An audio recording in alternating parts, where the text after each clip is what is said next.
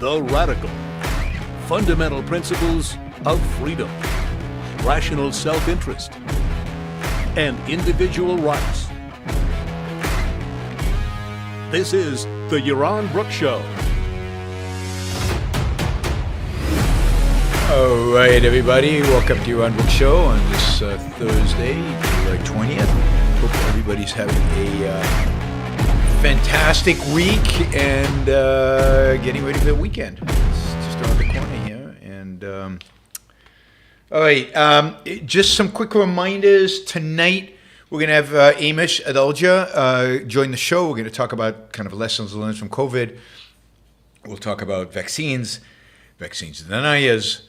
We'll talk about other threats that are possible. We'll talk about potentially biological weapons, which he's an expert on. So we'll talk about all that. That should be that should be really interesting, a lot of fun. Hopefully you guys will join us, and also join us with questions and super chats and support kind of Amish, who has often received, I think, very unjust responses from, can we call it our community? All right, let's see what else. Remember, today we have a target $250. Michael has got us off to an amazing start with 5 questions, $10 each. We also got some sticker from Robert Naser and from anonymous user. So thank you guys all for getting us rolling. And let's just keep it going. All right. Let's see. We have a bunch of stuff to talk about, and I kind of added at the last minute RFK. Just because he was in front of Congress. Let me see if I can find this. He was in front of Congress now, just a few minutes ago, and testifying in front of Congress, RFK said, he basically said, under oath, that he has never been an anti-vax, and he's never told the public to avoid vaccination. Never told the public to avoid vaccination, and never been an anti-vax. That's what he said, right? He said he's selective, he wants research, he wants people to evaluate, he wants people to think about it, all this stuff, but he's not anti-vax, and he never told people not to take vaccines, right? Here's a quote from him from a podcast a couple of years ago, 2021. He says, "Our job is to resist and to talk about it to everybody. If you're walking down the street, and I do this myself, which is, I don't want to do, I'm not a busybody. I see somebody on a hiking trail carrying a little baby, and I say to him, better not get him vaccinated. And he heard that from me. If he hears it from 10 other people, maybe he won't do it. Maybe he will save their child. And before we were all quiet because we wanted to get along with our families, we just take endless flack.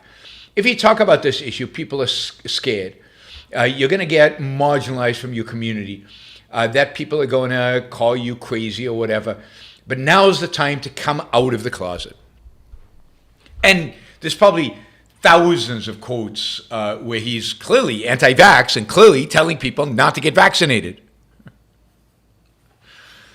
Don't have your child vaccinated is anti-vax for children. So he's not against all vaccination. Ask him what vaccinations he's for, you'll probably get a blank stare.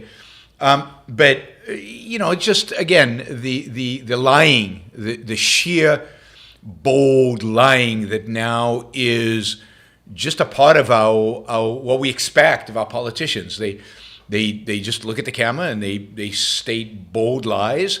They do it with a certain panache, and nobody cares, and they're forgiven, and everybody moves on. It doesn't matter. So yeah, I mean the guys are, as we've said in that case. I'm sure we'll talk about this a little bit with Amish later tonight. All right, a really powerful piece today in the Free Press, which I've often recommended to you. That is Barry Weiss's publication. It's a Substack. It used to be Barry Weiss's Substack. Now it's called the Free Press because it's really expanded well beyond Barry Weiss, and I think she's doing a pretty good job of getting a lot of different people writing and even some reporting, and really this whole alternative media that is really coming about on Substack is a very, very positive development, news-wise and commentary-wise. You're getting a wide array of views. You're getting substantive articles. You're getting real content, depth. I don't think journalism or commentary plus journalism has been in terms of diversity in a better situation that we have right now. We can complain all we want about the mainstream media, but the mainstream media is very non-dominant. The alternatives to mainstream media, they've never been more, and good ones, not just garbage alternatives that they've always been, but good alternatives is pretty amazing. Anyway, a very powerful piece today in the Free Press about autism by a mother who has two autistic kids, and this kind of reminds me of RFK. And the piece really deals with the fact that the reality is, according to this, and I have no reason to doubt it, and from the little research I've done, sounds true, the rates of autism are skyrocketing. I mean, really skyrocketing in scary, scary ways. It is a non-trivial chance now that that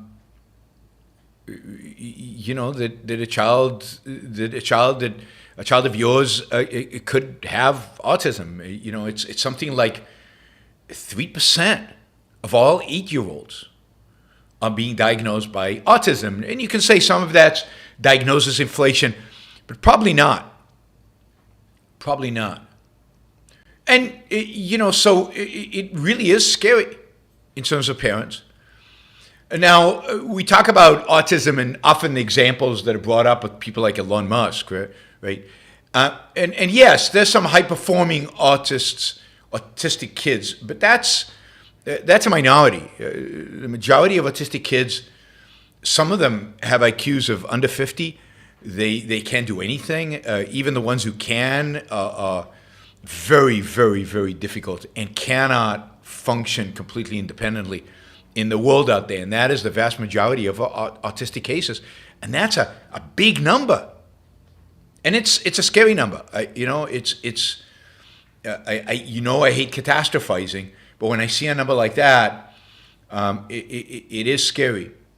And of course, RFK has a simplistic, stupid explanation, which has been debunked by science over and over and over again. And debunked just somewhat by common sense. You can find other countries in the world which have equal levels of vaccination that have lower levels of autism, although autism is climbing everywhere. Now, autism is a spectrum, but the problem is that a big chunk of the people are at the lower end of the spectrum, at the dysfunctional end of the spectrum. And now,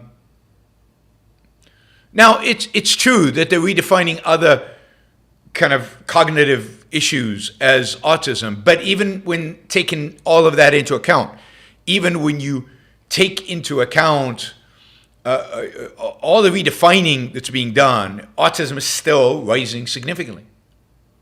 It's not true that something like 3% of people were born in the past with some kind of cognitive problems. So something's causing it. And the challenge, of course, is to figure out why and what. And the problem has been is that autism has become completely politicized. And you have various groups trying to dominate the discussion. And what happens as a consequence, and we'll get into the details, what happens as a consequence is that it's very difficult to do research. It's very difficult to actually have an adult conversation. It's very difficult to actually try to find cures and treatments and ways to deal with it. And the people who really suffer from all this are the parents and, of course, the kids. It's truly horrific. Now, on the left, you have the recent rise of something called neurodiversity. Talk about sick. It's a neurodiversity identity movement. And autism there is considered just a natural difference to be celebrated. We're all individuals. We should all be celebrated, even if we're in a cognitive position where we can't even take care of ourselves. We shouldn't investigate, we shouldn't prevent, we shouldn't treat, we should just accept. I mean, I guess we should accept disease and accept death. That is the logical conclusion. Even though, rates rise,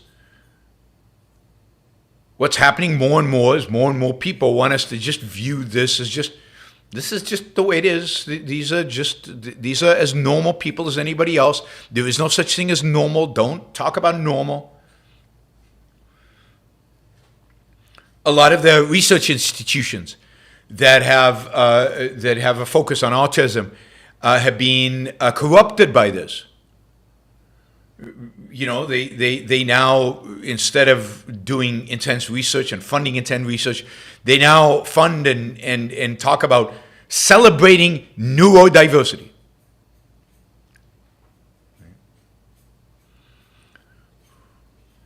And it's hard for them to, so journals that are publishing articles on this have now said, maybe you shouldn't just have articles treating people with autism as if it's a disadvantage. We need to talk about how we can talk about this without putting these people down. We should avoid terms like disruptive behaviors or challenging behaviors or impairments. We're supposed to see children as disabled only because society is screwed up, because we don't understand them. They're not disabled, they're just them. It's only by our standard, of society standard, by some arbitrary, random, artificial standard, do we view them as bad. Yeah, this is moral relativism gone nuts. The meeting of the Federal Autism Advisory Committee, right, are now becoming social justice theater instead of actually dealing with the issues. And, prevention, for example, is off the table. The worst kind of cases, nobody wants to talk about them. They label, if you talk about your disabled child, oh, you're just ableist. Ableist. There's an evil term for you.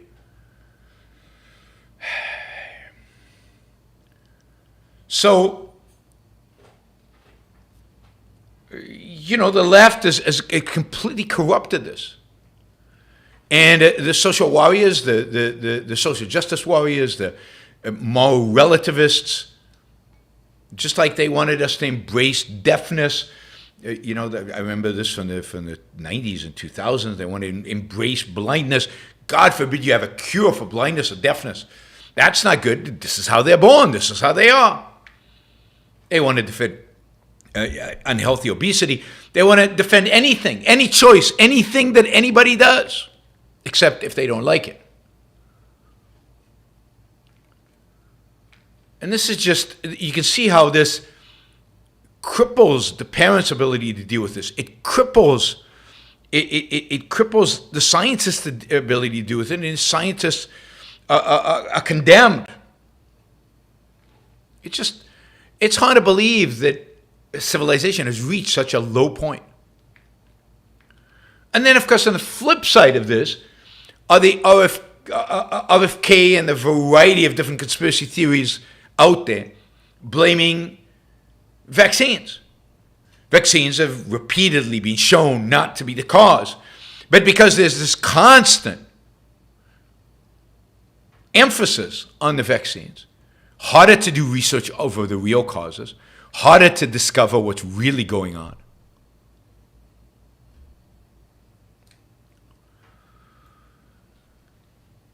And, very few solutions. So I highly recommend subscribing to the Free Press. Generally, I recommend reading this post. It's very hard to read. It's heart-wrenching. I mean, it's written by a mother of 2 kids with autism, and she tells the kind of problems, the kind of issues that they have to go through. I mean, the big issue, regarding vaccines is it looks like the autism is something that happens during development of the fetus inside the womb. It looks like it's a problem of the frontal cortex not developing properly. Not in a way that structurally you can see, but in terms of the way the neurons are connected inside. And instead of focusing on that and focusing on things that can be done about it or things that can be focused on diagnosing it, everybody's obsessed with RFK and with all these other issues. I hope they figure this out.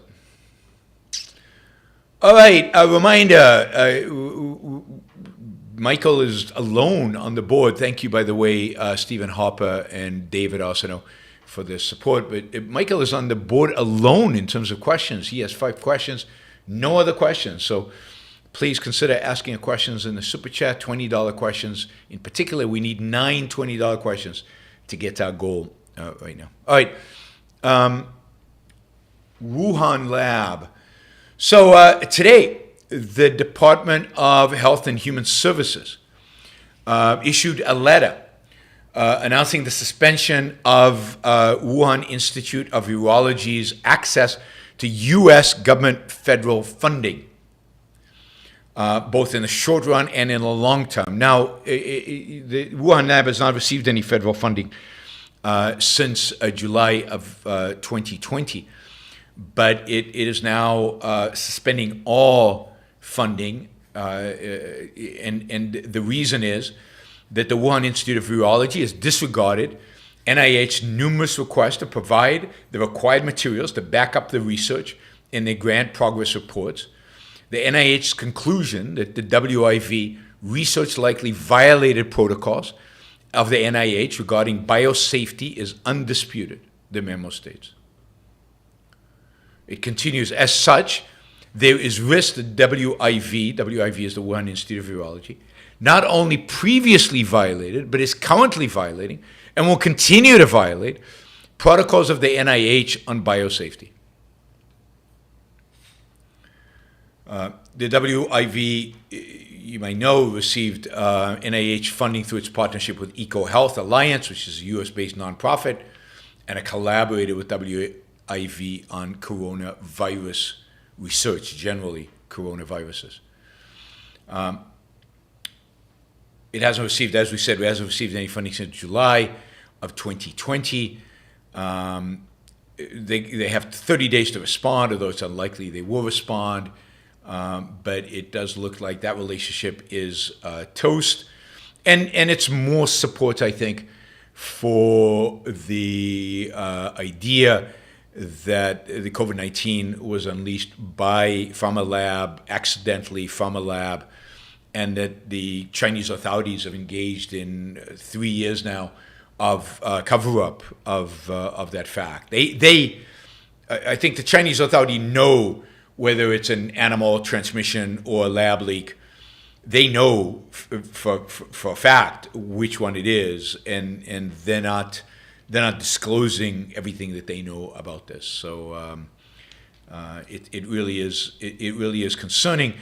It would be nice to know from the NIH all the labs that they fund, their locations, and whether they think that these labs are up to the kind of safety standards.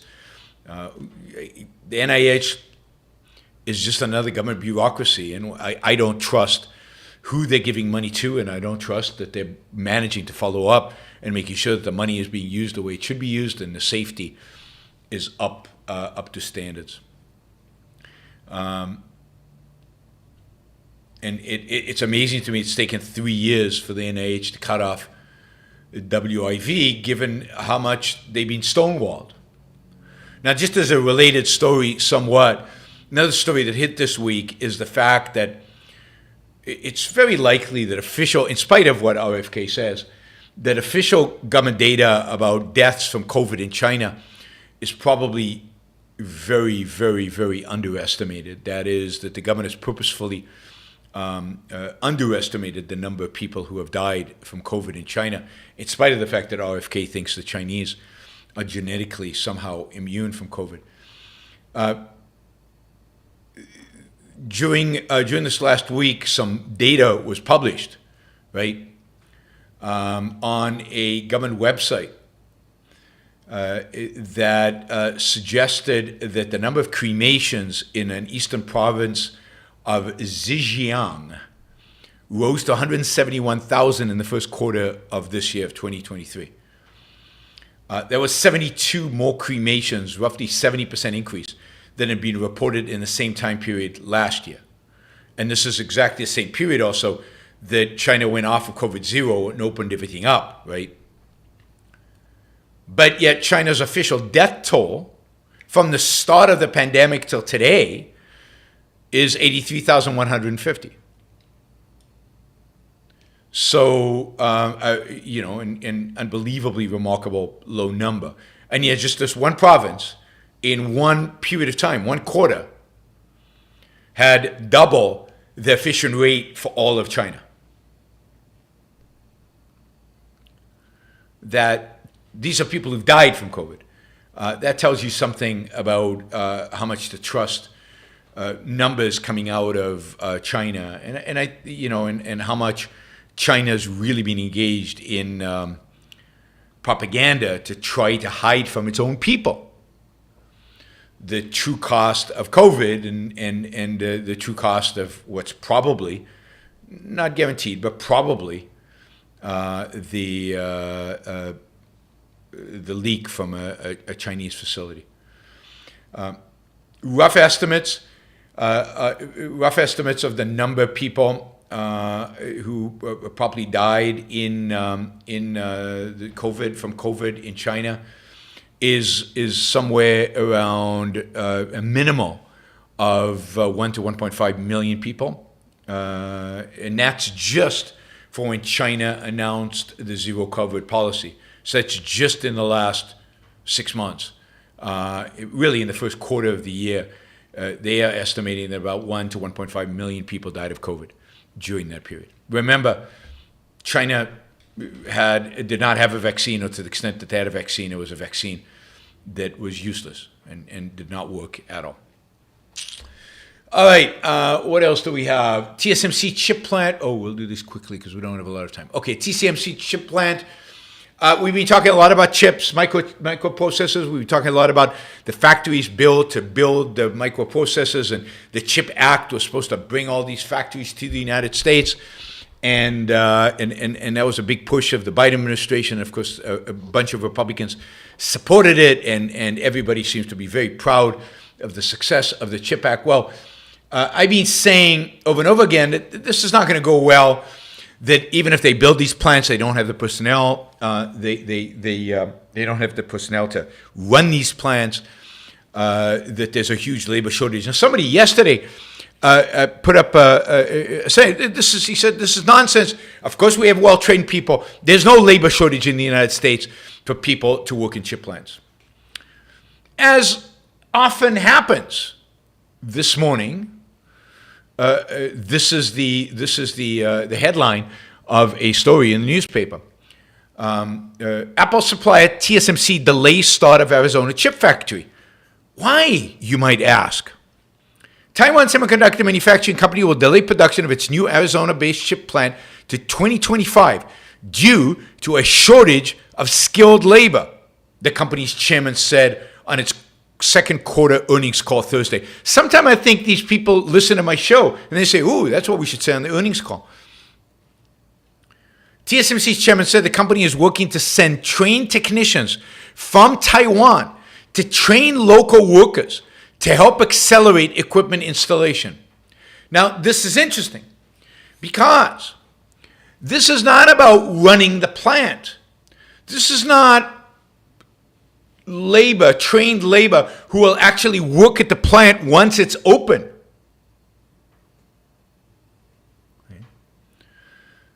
We haven't even got there. Those problems are in our future because the plant will only open in 2025. But why is the plant being delayed? Because the equipment itself, to install it, to literally, I don't know, bolt it into the ground, assemble it, do whatever is needed to actually put together some of this very sophisticated, and this is, by the way, not the most sophisticated, some of the sophisticated semiconductor manufacturing equipment. There's nobody in America who knows how to do that, how to put it together and install it. So the Taiwanese are going to have to send technicians from Taiwan to train people in the United States on how to do it, and that's going to delay the opening. This is just the beginning. There is a massive shortage of labor, primarily skilled labor, across the board, from people who can work in a semiconductor factory, who can install equipment, all the way to welders and construction workers. There is a massive shortage of labor in this country. And instead, of course, of focusing focusing immigration policy on people who can get jobs here, right now there are 9.8 million open positions, but it's a lot more than that. Those are the 9.8 that are advertised under the, in where companies know that there's limited availability. Imagine what will happen once those were filled. Companies become more profitable, jobs get done, work happens, and now all of that creates more jobs. There are millions and millions and millions and millions of unfilled jobs in this country, and instead of focusing our immigration policy on that, instead of really making the number one issue today, education, and how do we fix our educational system so we have more high-skilled laborers, instead of finding ways to incentivize and motivate all the people who don't work today, who are not working today, collecting welfare checks or just sitting in their mother's basement playing video games, how to get them to work. No, I mean, we're much more interested in all these other issues that have, these are the issues that the campaign should be talking about. These are the issues that really have an impact. Instead, we want to build walls, want to ban trans, want to keep women at home if you're on the right. We want to shrink the labor market, not expand it. And no discussion of education. No, nada, zero. All right, talk about innovation. The Fed is finally catching up to countries like China, India, UK, Sweden, and many other countries around the world. They have just launched today something called FedNow. Do you know that, like, when you send money to somebody, you notice how long it takes, unless you're willing to pay a lot of money for a wire transfer. It can take 3 days. When you deposit a check, it takes days for that check to clear. When you transfer money to somebody using your bank, it can take days, 3 days usually. It takes 3 or 4 days for payroll to clear and actually show up in people's accounts. On the other hand, if I want to transfer one of you money, or if you want to transfer me money, we can use Venmo, and it just goes like that. Or even some banks, if you want to, some banks that use Zelle, you can use Zelle and transfer money to other people instantaneously, and it appears immediately in their accounts. The reason it takes so long is because the Fed serves as the clearinghouse for all banks. And as a clearinghouse for all banks, it is used old technology where, in order to move the money and to credit and debit everybody's accounts and make sure everything's, even in the world of instantaneous internet, even in the world of instantaneous communication, it's taken us until middle of 2023 to get a system where all of that very simple stuff that the private sector has already easily done, it's taken them. Finally, the Fed has launched a product that does it all instantaneously between banks. Now, this is not something that's consumer-facing. It's something that only banks can use. They will create portals where you will be able to use it. But it does mean that in the future, who knows when the banks deploy this, you will now be able to pay payroll instantaneously. You will now be able to send somebody an ACH, a money transfer, instantaneously. This basically eliminates the need for wire transfers. Everything should be at zero cost, instantaneous, settling of accounts, instantaneous. We'll see how quickly banks roll this feature out, but this is a Fed product. It's completely unnecessary, by the way, because if they just allowed the private sector would have had this product available for banks a long time ago. Some banks already have products like this, Zelle being one example. But this is the Federal Reserve, basically asserting its monopolistic power and offering a technology solution that it is its own, right? Its own technological solution. All right, we are still way short, guys. Michael keeps coming in with more questions, but other than Michael, this is the first ever where all the questions I had are from one person, every single one of them. We got 77 people watching. We had over 80. There's just no excuse not to support the show, at least with like a couple of bucks or something. You can use the sticker feature as some of you have already to support the show, but $2 from everybody watching right now, and we've made our numbers. All right, let's see. Last story is about unions. Biden is pushing a strong union focus. He's pushing more unionization, unions getting involved more in the economy. But here's what happens with unions. I think unions raise costs. They reduce productivity. They reduce. They generally inefficient and unproductive.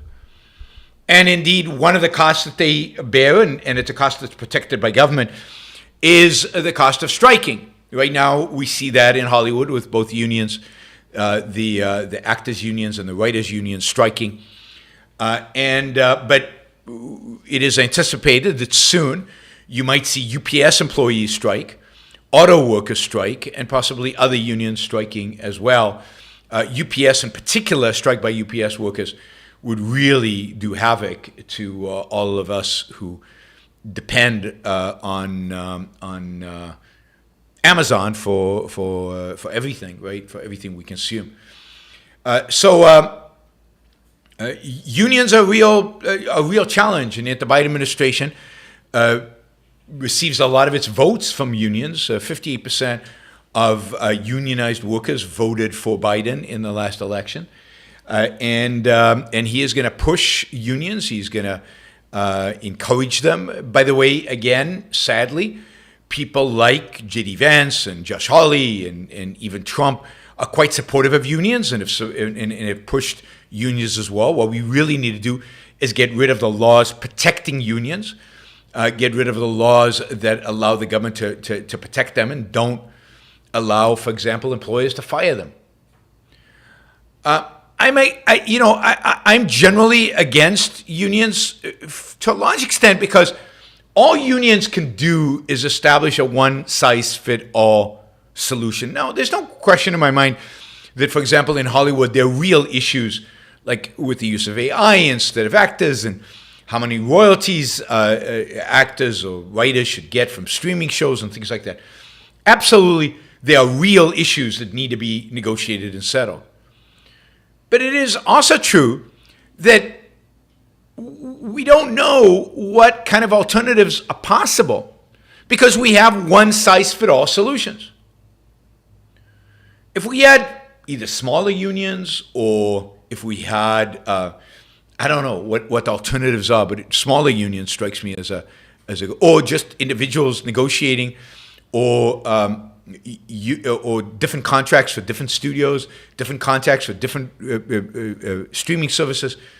Maybe we would discover, maybe through the market process of discovery, we would discover different ways to do things. The problem is you get one contract, and that contract lasts for many, many years, and it It is not flexible. It does not. It does not adjust to new technologies and new realities, new changes in the world, and very difficult to change. And it's a one size fit all. I love experimentation. I love competition. I love to see. And why not have competition in contracts? Why not have competitions in royalty payments and different forms of royalty payments for workers, actors, writers in Hollywood, for example? I did make a mistake last time I talked about the strike in Hollywood. I said that these happen often. They don't. There hasn't been a strike of this magnitude where both writers and actors have gone on strike since 1968, I think it is, when Ronald Reagan was, maybe it was even earlier than 68, I forget now. But when Ronald Reagan kind of was head of the union, there have been strikes of individual unions in Hollywood, but not of the two big ones. I still think something is off. Something is off anytime there's kind of one solution dictated in the whole industry, and that it's and you can't deviate from it. Yeah. So I if we didn't protect unions, and if there wasn't a mentality of protection unions, one wonders what actually would evolve in a free market, how you would solve these problems in a more creative, innovative, competitive nature. All right. Thank you, Carolina. Thank you, Apollo. Thank you, friend Harper. Michael. So we're going to super chat questions, right? Michael says, even though intellectuals perpetuate dangerous and destructive ideas, does the fact that the right is comprised of more unintellectual, uneducated people make them more prone to frustration and collective violence? Well, I don't know. I mean, we saw BLM, we saw collective violence there, and we saw communism. Of course, is a extremely violent. So I don't know. I don't think you can make that argument. I do think it's true that generally the right tends to be unintellectual and unsophisticated. It's intellectuals mainly harken back to the past. That's the best they can do. They're not very creative. Jordan Peterson is probably among the best on the right in terms of intellectuals who are thinking a little bit outside of the box. I don't agree with him, but at least he's thinking. Most of the others are just traditionalists. And that's the framework from which they see everything. And that's not particularly intellectual. It's not particularly smart. It's not particularly sophisticated. So yeah, the intellectuals on the right, and look, generally on the right, people are just not as smart as people on the left. Just sheer brain power. It's just you can look at study after study after study. It's just that's a reality. Education is just one proxy, but there are many proxies for that.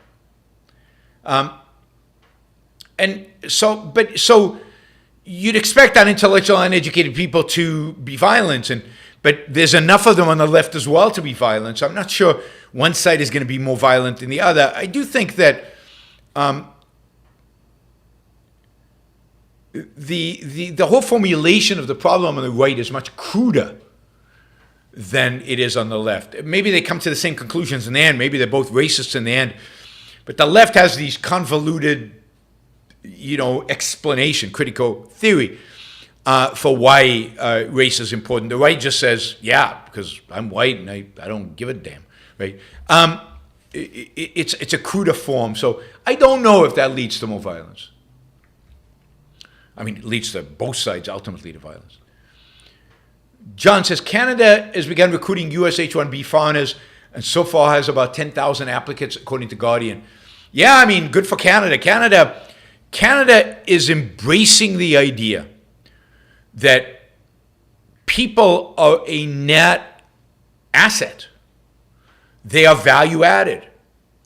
That, people, particularly smart people, contribute enormously to your own economy. And they are increasing migration at rates that are just unprecedented. And I'd say good for Canada. I mean, Justin Trudeau is a monster in pretty much everything except this one area of immigration where this is amazing what they're doing.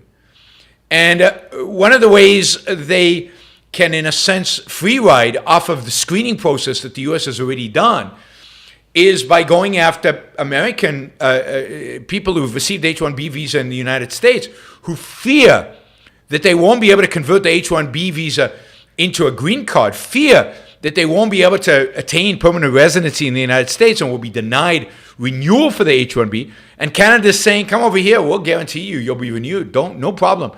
We're right here ready to take you. I think it's brilliant. I think it's genius. Canada also opened up to Hong Kong.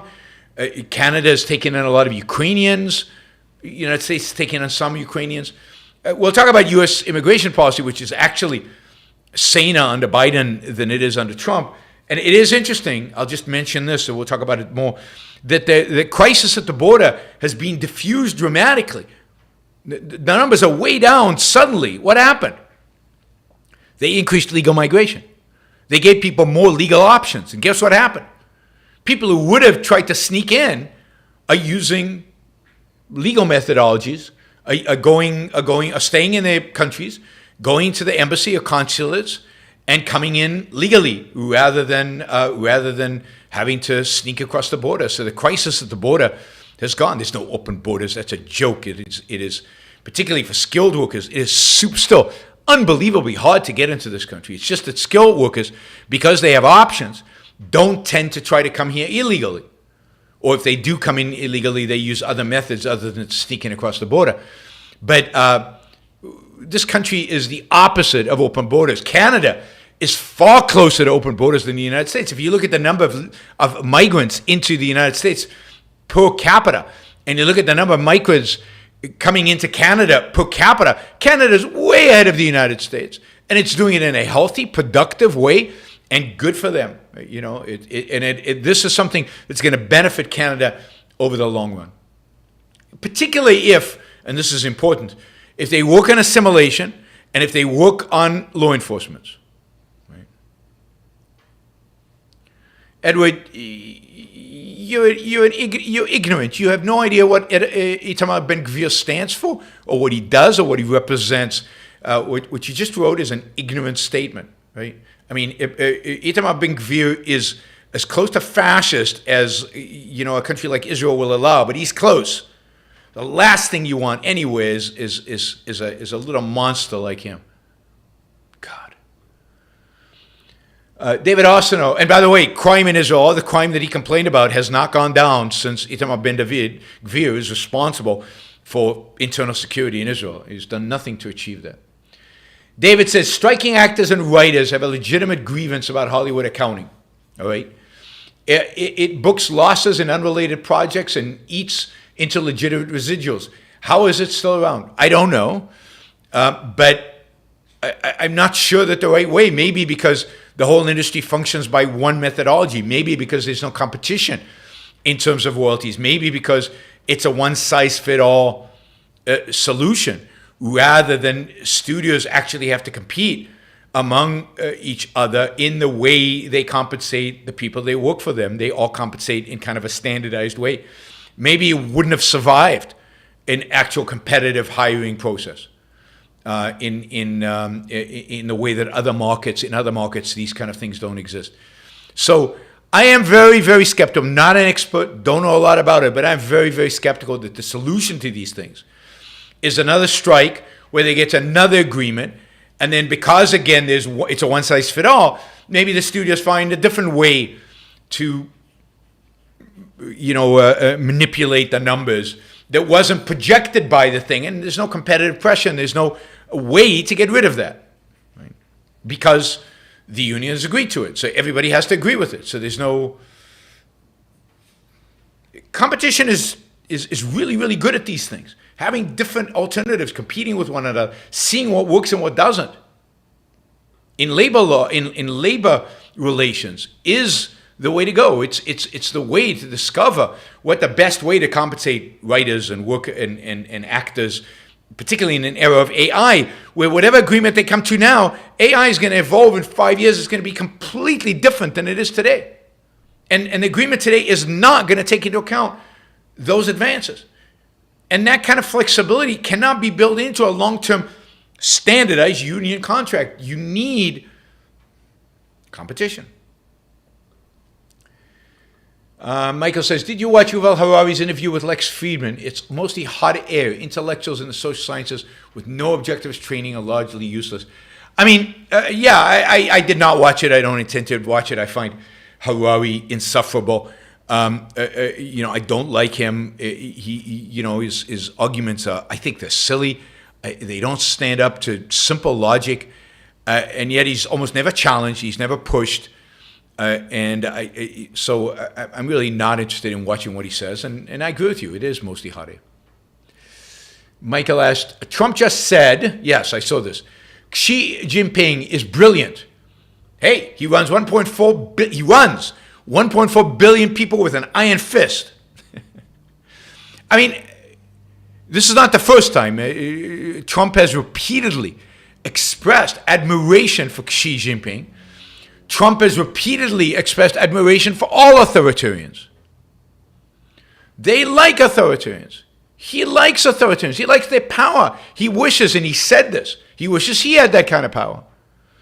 He is at heart and deep down an authoritarian. There's no question about it. He just can't get away with it completely because of the American political system. But he will do whatever he can to undermine that system to gain as much power as he can. But he has complimented Erdogan, he's complimented Putin, and he's several times complimented Xi, and all centered around the power that they have over their people. I mean, he's a monster. And Trump celebrates that. I mean, look, the way he behaved towards the monstrous dictator of North Korea ruled him out, in my mind, from being president. That 4D chess thing that he did was so disgusting, so despicable, that an American president would grovel before such a monster as the barbarous leader of North Korea is really despicable. Michael says, enthusiasm is common, endurance is rare. Thank you, Yaron, for your consistency. Don't have to thank me. I don't know how to do it any other way. Michael says, are some psychological problems above the misuse of free will? Some people are just born with certain wires crossed. Presenting with the right philosophy is worthless. Well, again, I don't know if it's worthless, but there's no question that some issues are beyond free will. That is, some things are imbalances in the brain, things that happen, things that are so either deeply ingrained in us, or things where there's a chemical imbalance that's either caused by our own decisions or caused by how, some defect where we were born. There's all kinds of things that are beyond our free will. That doesn't mean they can't be dealt with the right kind of psychology. That's why psychology is a different field than philosophy. It doesn't mean people can't overcome certain psychological issues that are not thinking mistakes, but much worse than that. But it requires real work and it requires real effort of them. And this is why psychology as a field is so important, because psychology is the one field that can help them get over those kind of things. All right, guys, I'm still looking for $2 from everybody who's listening right now to get us to the target, because we're way off right now. So if you guys can do a $2 sticker, $5 sticker, $10 sticker, $20 sticker, $100 would be good to get us to our target for the day. This would be the first day in the week where we haven't met that target, and that would be a shame, but looks like it's going to happen. All right, last question. Michael asked, do both the left and the right yearn for the Dark Ages in different ways? Yes, I mean, certainly the environmentalists yearn for us to return to the caves, I think. They want us not to use our environment, so they were like minimum footprint. So yes, the environmentalists certainly yearn for that. Of course, they all think that nobody has to die and that we can still keep our technology. But of course, they all also have to evade to believe that. They all know at the end that that's what they yearn to. And of course, we saw from Michael Knowles the yearning of the right to some kind of utopian Christian era where we had nothing. And but we didn't have woke. We didn't have woke. And the hatred of the left makes the right want, not the caves, wants the Dark Ages. Everybody's a good Christian in the Dark Ages. Everybody, except the popes. The popes weren't very good Christians during the Dark Ages. If you've read anything about the way the popes behaved back then, pretty horrific. All right, everybody, thank you. I appreciate all the super chatters. Thanks for providing value for value. Those of you who are not listening live and cannot use the super chat, you can do it on YouTube. You can press applause and make a contribution that way. You can become a member. There will be a members only show on Sunday. Sunday evening, we will have a members only show, topic to be determined. And you can email me a topic if you're interested, if you have an idea, at Yaron@yaronbrookshow.com. And you can also support the show on a monthly basis at Patreon or yaronbrookshow.com/support. Robert Nacier, thank you. I appreciate the support.